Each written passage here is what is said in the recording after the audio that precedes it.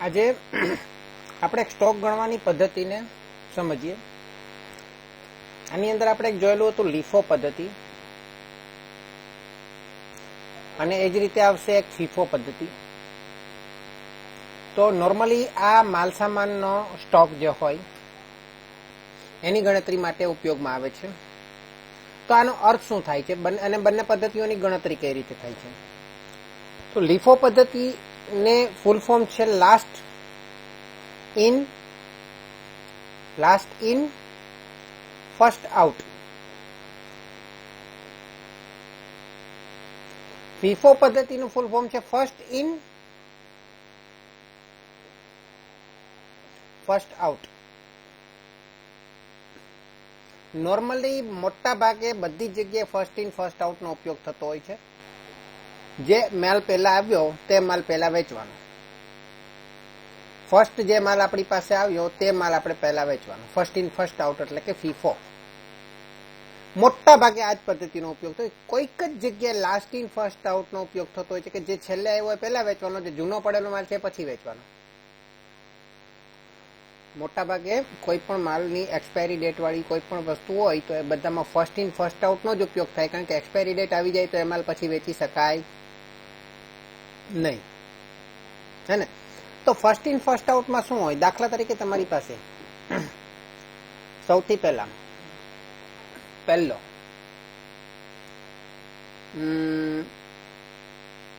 80 રૂપિયાના ભાવનો, ધ્યાન આપજો, 80 રૂપિયાના ભાવનો 500 કિલો માલ આવ્યો. તો મને કહેશો કુલ રકમ કેટલી થઈ? 40,000 થઈ? યસ ઓર નો? બોલો બોલો, યસ ઓર નો? ઓકે. ત્યાર પછી એવું થયું કે બીજો માલ આપણી પાસે રૂપિયા 82 ના ભાવનો 400 એકમોનો માલ આવ્યો, અરે 100 કિલો માલ આવ્યો.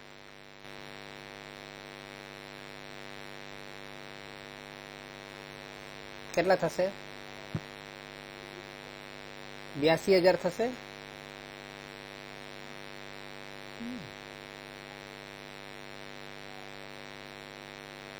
બોલો કેટલા થશે?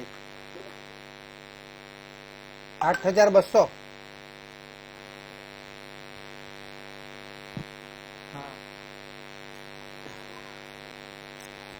ત્યાર પછી મેં 400 નો માલ વેચ્યો, નહીં, 300 નો માલ વેચ્યો. કેટલાનો? 300 નો માલ વેચ્યો. 300 કિલો માલ વેચ્યો. તો કેમાંથી વેચ્યો હશે એનો ભાવ મારે નક્કી કરવાનો છે. મેં પહેલા ખરીદેલા 500 માંથી 300 નો ભાવ વેચ્યો હશે, કે બીજા ખરીદેલા માંથી 100 વેચ્યા હશે ને બાકીના 200 પહેલામાંથી વેચ્યા હશે?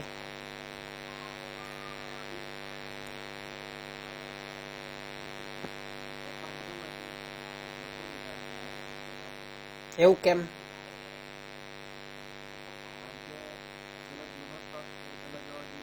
હા, એટલે 500 માંથી 300 નો માલ મેં વેચ્યો તો 500 માંથી 500 વેચો, 300 માં એમાંથી 300 વેચાય ને? હા, એટલે ના, બંને માંથી લેવાનું એવું નહીં. એ તમને કઈ પદ્ધતિ પ્રશ્નમાં આપેલી છે તે મહત્વની છે. બરાબર છે. હવે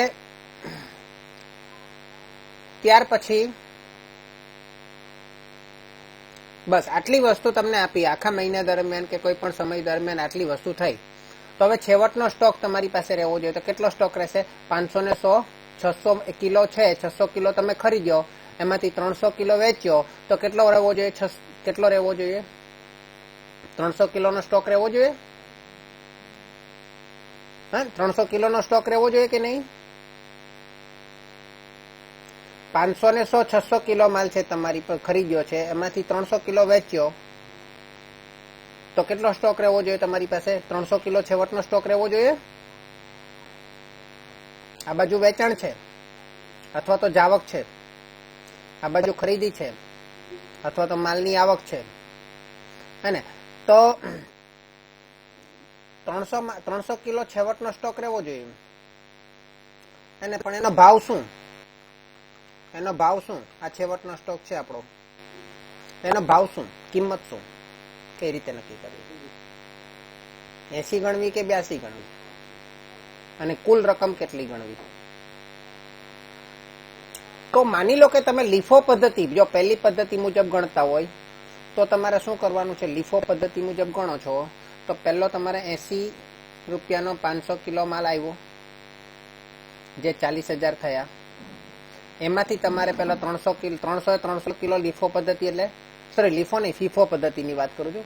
ફીફો પદ્ધતિ હોય ફર્સ્ટ ઇન ફર્સ્ટ આઉટમાં પહેલો આવેલો માલ પહેલા વેચાય, એટલે ફર્સ્ટ ઇન ફર્સ્ટ આઉટ, એટલે પહેલો આવેલો 500 કિલો માલ છે એમાંથી પહેલા વેચે તો એનો ભાવ 80 રૂપિયા, તો 80 રૂપિયા લેખે વેચાશે, હે એટલે એમાંથી કેટલા બચશે? 24,000 નો માલ વેચાશે તો 200 નો સ્ટોક બચશે. એમાંથી 200 નો સ્ટોક બચશે જેની કિંમત 80 રૂપિયા જશે. 16,000. Am I right or wrong? 200 નો સ્ટોક એમાંથી બચશે જેની કિંમત 80 રૂપિયા જતી ને, પ્લસ પેલો 100 રૂપિયાનો સ્ટોક 82 રૂપિયા વાળો છે ને એ બી બચશે જેની કિંમત 8,200 હતી. તો છેવટના સ્ટોકની કિંમત કેટલી ગણાશે? અહીંયા કોઈ ભાવનું કોઈ કામ નથી, પણ છેલ્લે ટોટલ રકમમાં છેવટના સ્ટોકની કિંમત કેટલી ગણાશે? 16 ને 8 24,200 થશે. કારણ કે 200 નો જે સ્ટોક આપણી પાસે પડ્યો છે તે 80 રૂપિયાનો છે અને 100 નો જે સ્ટોક પડ્યો છે તે 82 રૂપિયાનો, કુલ 42,400 નો છેવટનો સ્ટોક ગણાશે. પરંતુ એની બજાર કિંમત 25,000 હોય તો, પરંતુ એની બજાર કિંમત 25,000 હોય તો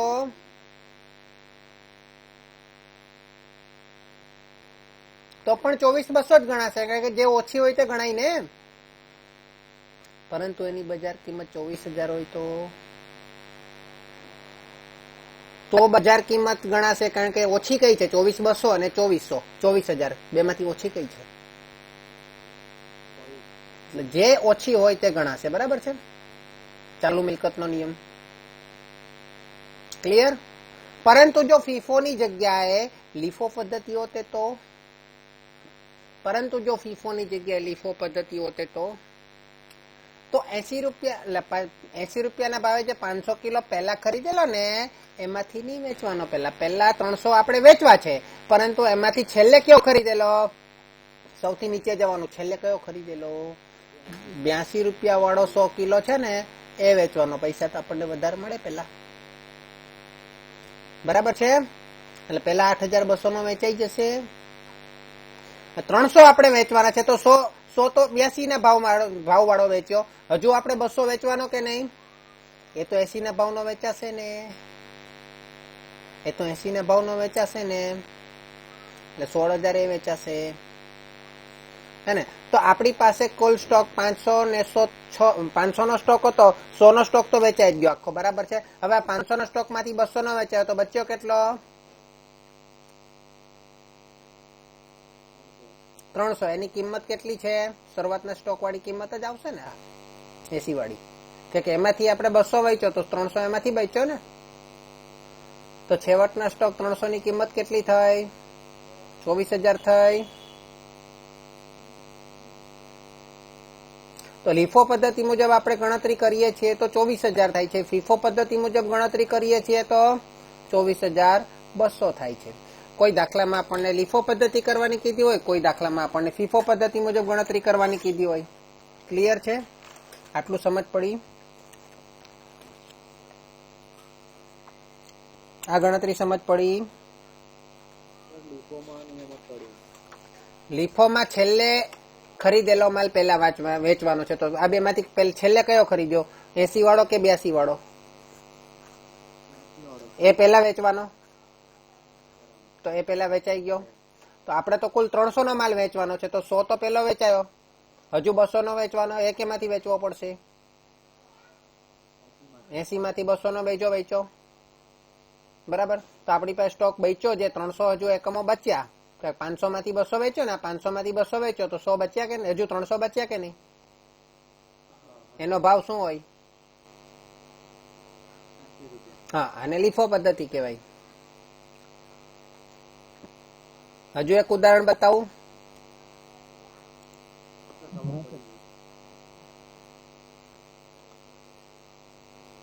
ચલો, ખબર પડી ગઈ હોય?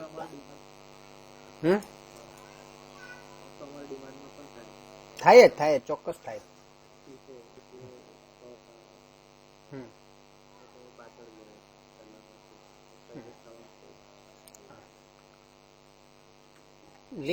મોટા ભાગે તો ફીફો પદ્ધતિ મુજબ જ હોય, કારણ કે એક્સપાયર ડેટ આવે એટલે પેલા એ લોકો વેચી કાઢવી પડે, જેવી વેલી આવે એટલે. પણ કોઈ જગ્યાએ લીફો પદ્ધતિનો ઉપયોગ થતો હોય, અને અહીંયા રોકાણોની અંદર પણ ફીફો અથવા લીફો પદ્ધતિનો ઉપયોગ થાય. તો આપણે આજે ઉદાહરણ નંબર 5 જોઈએ.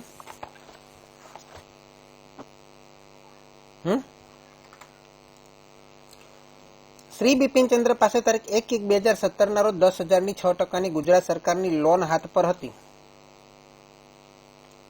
1/1/2017 ના રોજ, ધ્યાન આપજો, 1/1/2017, જેની પડતર કિંમત 10,100 હતી. 10,100 ની પડતર કિંમતની એક ગુજરાત સરકારની 10,000 ની 6% લોન હતી. 1/6/2017 ના રોજ 50,000 ની લોન. 1/6/2000 ક્યારે આવશે? 6 મહિના પછી, 5 મહિના પછી. 1/6/17 50,000 ની લોન. 102 ના વ્યાજ બાદ ભાવે ખરીદી. ત્યારે 1/12/2017 ના રોજ પાછો 1/12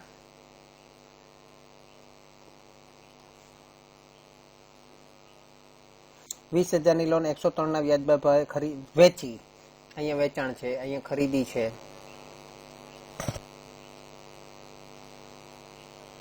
લોન પર વ્યાજ 30મી જૂન. 30મી જૂન એટલે 30/6 અને 31મી ડિસેમ્બર ના રોજ મળતું હતું, એટલે 31મી ડિસેમ્બર. ઉપરની માહિતી પરથી શ્રી બિપિનચંદ્રના ચોપડામાં 6% ગુજરાત સરકારની લોનનું ખાતું તૈયાર કરો. ચલો, 31/12 અહીંયા પણ આવશે ને એની પહેલા પણ અહીંયા 31/12 આવશે કે નહીં? અહીંયા 31/12 16 આવશે. પહેલી તારીખ પહેલા આવે ને.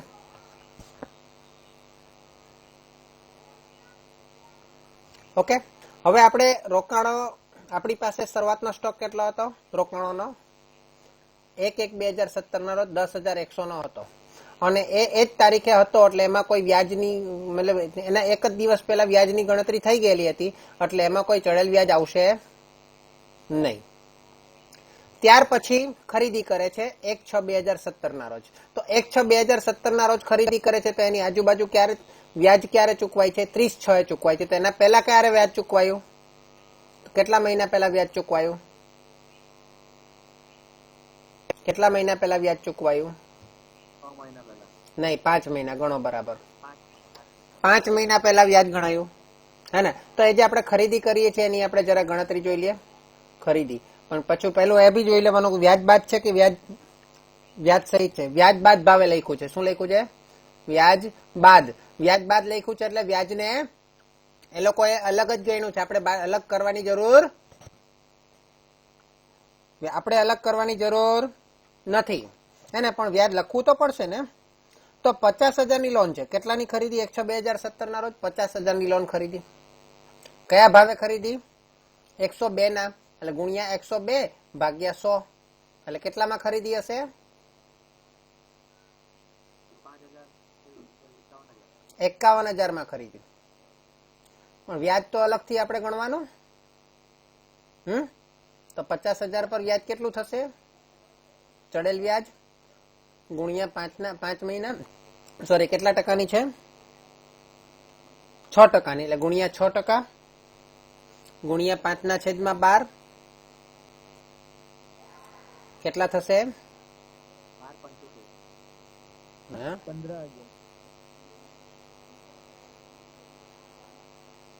50,000 ગુણ્યા 6% ગુણ્યા 5/12. હા, 1250 બરાબર છે. 1250 બરાબર છે. તો આ વ્યાજ પણ આવી ગયું. બરાબર છે. બીજું કઈ આની અંદર દલાલી કેવું કઈ કીધેલ નથી. દલાલી કીધી હોય તો ઉમેરવી પડે ખરીદીમાં અને વેચાણમાં બાદ કરવી પડે. તો ચલો આની ગણતરી થઈ ગઈ ખરીદીની. ઓકે, ત્યાર પછી શું છે? આ કઈ તારીખ હતી? 1/6/17. ત્યાર પછી કઈ તારીખ આવશે? 30/6/17. 30/6/17 આવી ત્યારે શું કરવાનું છે? આપણે વ્યાજ ગણવાનું છે. અને આ વ્યાજ તો આપણે ચૂકવવું પડશે, હે ને? જયારે આપણને વ્યાજ મળશે. કારણ કે આપણે આપણે 1/6 રોકાણો ખરીદ્યા, પણ 1/6 સુધીના તારીખના જે રોકાણોનું વ્યાજ ભેગું થાય એ તો આપણે પેલાને આપવું પડશે ને, કારણ કે ત્યાં સુધીના રોકાણો એની પાસે હતા. એ રોકાણો કેની પાસે હતા? પેલા પાસે હતા. એટલે એનું વ્યાજ આપણે 1250 આપણે એને આપવાનું છે. એટલે આપણા માટે નુકસાન કહેવાય વ્યાજ તરીકે. અને સામે એનો કરતા વધારે આપણને 6 મહિનાનું વ્યાજ મળવું જોઈએ. તો 30/6/2017 થી 17 પહેલાના 6 મહિનાનું કુલ વ્યાજ કેટલું થશે? 50,000 પર 50,000 ગુણ્યા 6 મહિનાનું વ્યાજ ગણવાનું છે. તો 6% લેખે 6/12 કરવો જોઈએ. 1500. Very good. તો આ 1500 મળેલ વ્યાજ કહેવાય, આપણા માટે ફાયદો કહેવાય. ત્યાર પછી વેચાણ. હે તો કારણ કે ત્યાર પછી તારીખ આવી છે 1/12/2017 ના રોજ વેચાણ કરવાની.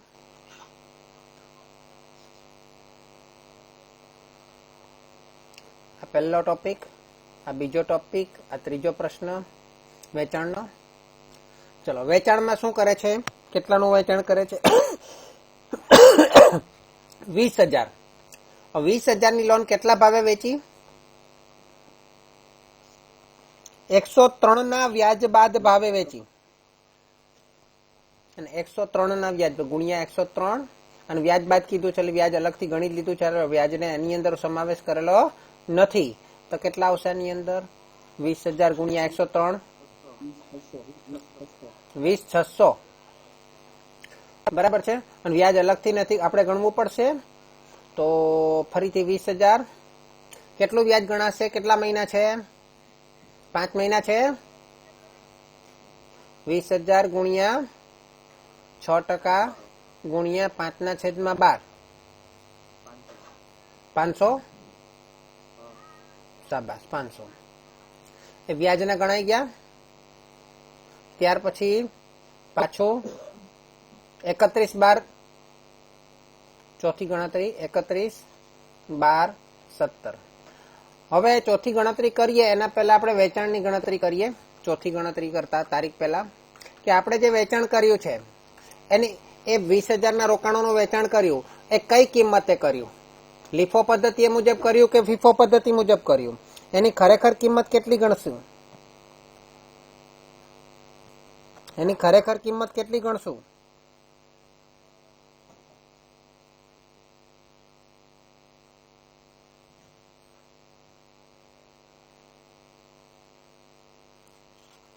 બોલો.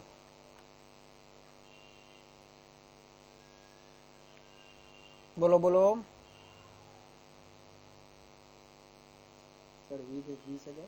20,000 નું જે આપણે વેચાણ કર્યું એ 20,000 નું વેચાણ શેમાંથી કર્યું? સૌથી પહેલા આપણી પાસે શરૂઆતના સ્ટોકમાં 10,000 ના રોકાણો હતા. સૌથી પહેલા શરૂઆતના સ્ટોકમાં 10,000 ના રોકાણો હતા. પ્લસ 50,000 ની ખરીદી કરી. તો આ 20,000 શેમાંથી વેચવાના? ફીફો પદ્ધતિ મુજબ વેચવાના કે લીફો પદ્ધતિ મુજબ? કઈ નહીં કીધું હોય એટલે ફીફો જ ગણવાના. બરાબર. અને ફીફો ગણીએ તો આ 20,000 માંથી 10,000 તો શરૂઆતમાંથી વેચ્યા અને બીજા 10,000 પેલા ખરીદીના 50,000 માંથી વેચાશે. બરાબર. તો ભલે આપણને 20,600 માં આપણને પડતર કિંમત પડી, પરંતુ ખરેખર આપણે વેચ્યા 20,600 માં, પણ આપણને કેટલામાં પડેલા એ રોકાણો જોવા પડશે. તો 20,000 માંથી પેલા 10,000 ના રોકાણો કયા ભાવના હતા? 10,100 ના ભાવના હતા ને? 10,000 ના રોકાણો 10,100 ના ભાવના હતા. બરાબર છે. જયારે બીજા 10,000 ના રોકાણો કયા ભાવના હતા? એના માટે શું કરવું પડશે?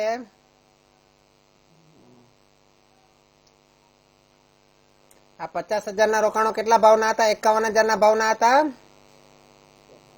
અથવા તો 102 ના ભાવના હતા જે ખરીદેલા, હે ને? તો આને પણ 102 વડે ખરીદીએ, કારણ કે 102 વડે ગુણાકાર કરીએ તો આપણને ખબર પડે કેટલી આપણે પડતર કિંમત હતી. થશે? નહીં સમજ પડે તો ગુણ્યા 51 કરી દેવાના. 10,000 ગુણ્યા 102 માં નહીં સમજ પડે તો 10,000 ગુણ્યા, કારણ કે દર વખતે 102 નહીં આવે, દલાલી ને બધું બાદ કરી એટલે ફેરફાર થઈ જાય. 10,000 ગુણ્યા 51,000 ભાગ્યા 50,000. બોલો કેટલા થાય છે? બોલો કેટલા થાય છે? 10,200 આવી ગયા. 10,200. ચલો ટોટલ કેટલા થાય છે? 20,300 થાય છે. અને આપણે વેચ્યા કેટલામાં? હા, તો આપણને 20,600 માં વેચ્યા તો નફો થયો કે ખોટ? આ પડતર. અરે ભાઈ નફો થયો. કેટલો નફો થયો? આ રોકાણ વેચાણ નફો ક્યાં લઈ જવાય? નફા નુકસાન ખાતે લઈ જવાય. અચ્છા, હવે આપણે ચોથી ગણતરી કરીએ વ્યાજની. 31, 12, 17. બરાબર છે? ચલો 31/12/2017 ના વેચાણની વ્યાજની ગણતરી કરીએ તો એના પહેલા 6 મહિના પહેલા વ્યાજ ચૂકવાયું હોય એટલે 6 મહિનાનું વ્યાજ ગણવાનું, પણ આપણે પહેલા છેવટનો સ્ટોક ગણવાનો. તો આપણી પાસે શરૂઆતમાં 10,000 નો સ્ટોક હતો, પ્લસ 50,000 નો સ્ટોક આપણે ખરીદ્યો, એમાંથી 20,000 નો સ્ટોક વેચી કાઢ્યો. તો આપણી પાસે રહ્યા કેટલા? જયારે આપણે વ્યાજ ગણીએ 40,000, તો 40,000 પર વ્યાજ ગણાશે. 40,000 પર 6% લેખે 6 મહિનાનું વ્યાજ 1200. Very good. એટલે અહીંયા ત્રીજામાં આપણને મળેલ વ્યાજ આવશે 1200. ક્લિયર થાય છે દાખલો? ઓકે, છેલ્લે આપણે છેવટનો સ્ટોક જોઈ લઈશું. છેવટનો સ્ટોક કઈ રીતે ગણશું? તો કે આમ આપણે 40,000 છેવટનો સ્ટોક છે, પણ એ 40/40 કયો હશે? તો કે આ 50,000 વાળો જ હશે ને? કારણ કે શરૂઆત 20 નો જે વેચ્યો તે તો શરૂઆતના 10 માંથી 10 ગયો ને 50 માંથી 10 ગયો, એટલે હજુ 40 નો વેચ્યો એ પેલા છેવટના 50 માં નો જ હશે ને. એટલે છેવટના સ્ટોકની કિંમત છેવટની બાકી કહેવાય.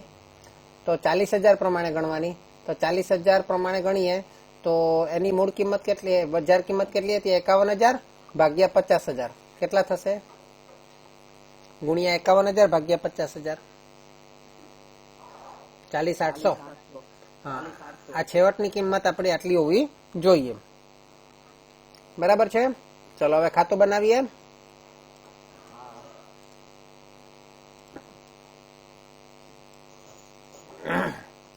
ચલો ખાતું બનાવીએ.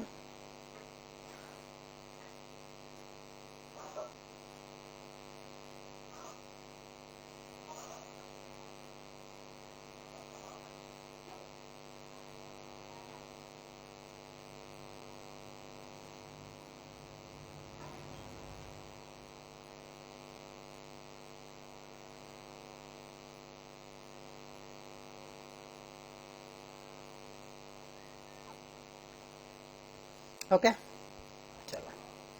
તો સૌથી પહેલા કઈ તારીખ આવશે? 6%ની જે હોય તે સૌથી પહેલા. હા, એ આપણે અત્યારે હું નથી લખતો. આપણે સૌથી પહેલી તારીખ કઈ આપેલી છે આપણી પાસે? 1/1/17. હા, બાકી આગળ લાવ્યા. કેટલા લાવ્યા? તો કે 10,000 ના રોકાણો હતા. કેટલા ભાવના હતા? 10,100 ના ભાવના હતા. 10,100 માં લખેલા છે ને, જેની પડતર કિંમત 10,100 હતી. આ દાર્શનિક કિંમત છે, આ પડતર કિંમત છે. ઓકે, ત્યાર પછી આપણે શું કર્યું? ખરીદી કરી. કઈ તારીખે કરી? 1/6/2017. તો 1/6/17 ખરીદી કરી એટલે પૈસા જશે બેંક ખાતે, હેને? તો ખરેખર રોકાણોની કિંમત કેટલી છે? ખરીદી કરી એની 50,000, પરંતુ આટલે આપણને કેટલામાં પડ્યા? 51,000 માં. પ્લસ આપણે વ્યાજના કેટલા આપવા પડ્યા? 1250. કુલ આપણે આટલા રકમ આપવા પડે. 51,000 પ્લસ 1250, 52,250 આપવા પડે. આમ નોંધ લખીએ તો વ્યાજ બેંક ખાતે જમા થશે 52,250. બરાબર ને? ચલો ત્યાર પછી 30/6/2017 વ્યાજ મળ્યું. તો 30/6 વ્યાજ પૈસા આવે તો ઉધાર, હવે તો ઉધાર ને રોકાણ ખાતે જમા કરવાના. 30/6/17 વ્યાજ મળ્યું એટલે એ બી બેંક ખાતે જ આવશે અને વ્યાજના ખાનામાં જ આવશે 1500 રૂપિયા. ચલો ત્યાર પછી 1/12/17 ફરીથી બેંક ખાતે શું કર્યું આપણે? વેચાણ કર્યું છે એટલે જમા બાજુ લખ્યું છે. વેચાણ કરીએ તો રોકાણ જાય તો જમા, રોકાણ મિલકત કહેવાય, આવે તો ઉધાર, જાય તો જમા. કેટલી રકમના રોકાણો હતા? 20,000ની રકમના. હે અને આપણે 20,600 ના ભાવે વેચ્યા. બરાબર છે? અને આપણને શું થયું? બોલો શું થયું? વચ્ચે વ્યાજમાં શું આવશે? વ્યાજના કેટલા ચૂકવવા પડ્યા?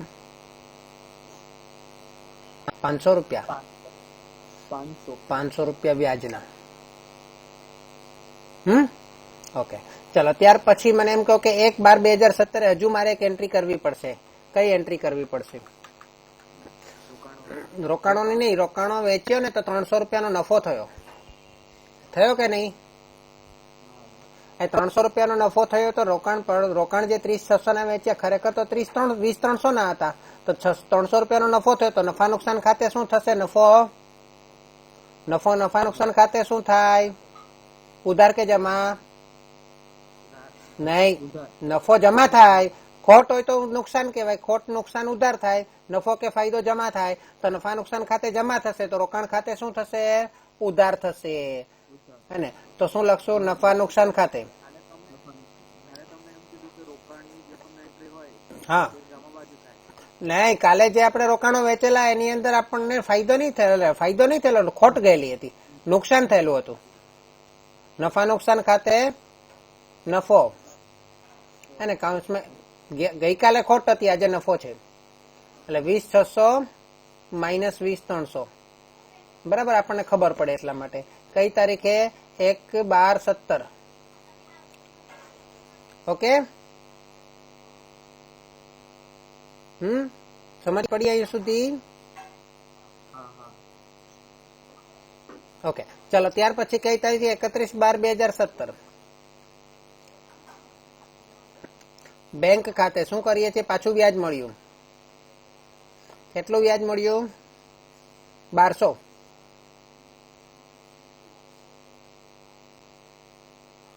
બરાબર છે?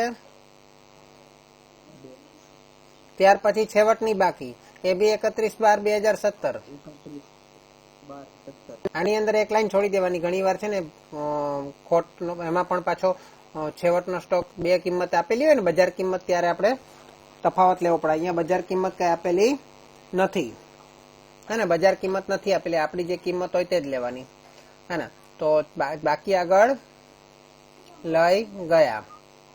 સૌ પ્રથમ 50,000 ને 10,000, 60,000 માંથી 20 જાય તો 40,000.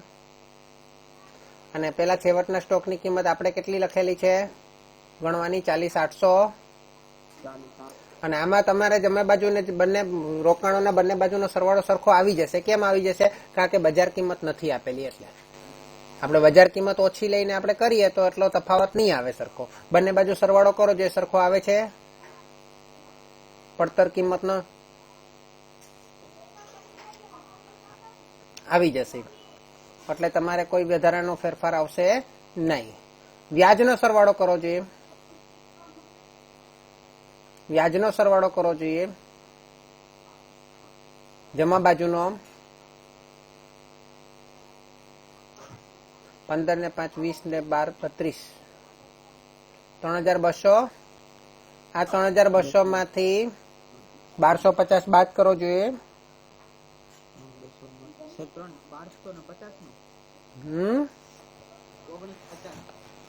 આમાં કઈક ભૂલ આવે છે. 1,800 કઈ રીતનું વ્યાજ આવ્યું? હા જોઈ લો.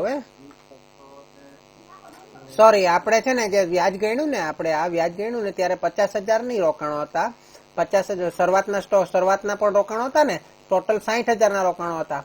શરૂઆતના 10,000 ના પ્લસ ખરીદેલા 50,000 ના, એટલે 60,000 ના રોકાણ હતા. 60,000 પર આપણને કેટલું વ્યાજ મળે?